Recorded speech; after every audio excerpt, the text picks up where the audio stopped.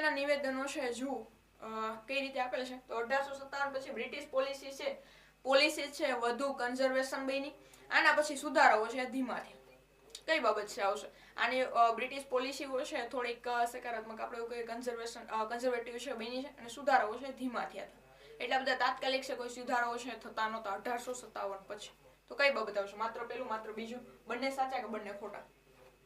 હવે આને છે થોડોક અમથો ડર લાગતો હતો કે કઈ કરશું, કારણ કે ડોક્ટ્રિન ઓફ લેપ્સ વાળી જે પદ્ધતિ છે, પદ્ધતિ તો નહીં પણ જે એને પોલિસી મૂકી અને ડાયરેક્ટ છે બળવો થયો હતો.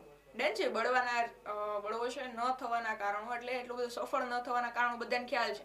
જો એ થયું હોત તો ત્યારે થોડુંક વધારે પ્રોબ્લેમેટિક ઓના માટે રહેત. ડન છે, પણ નહોતું થયું એટલા માટે. તો હવે 1857 પછી બ્રિટિશ પોલિસી છે થોડીક એને ખબર પડી કે હવે આટલું બધું કરાય ને, એટલે સુધારાઓ પણ એને ધીમા રાખ્યા અને એની જે પોલિસી છે એ કેવી રાખી? તો થોડી વધારે કન્ઝર્વેટિવ રાખી. ઓકે, શું આવશે અહીંયા? આ જે બંને બાબતો છે એ સાચી છે. ડન છે, ઓપ્શન સી આવશે.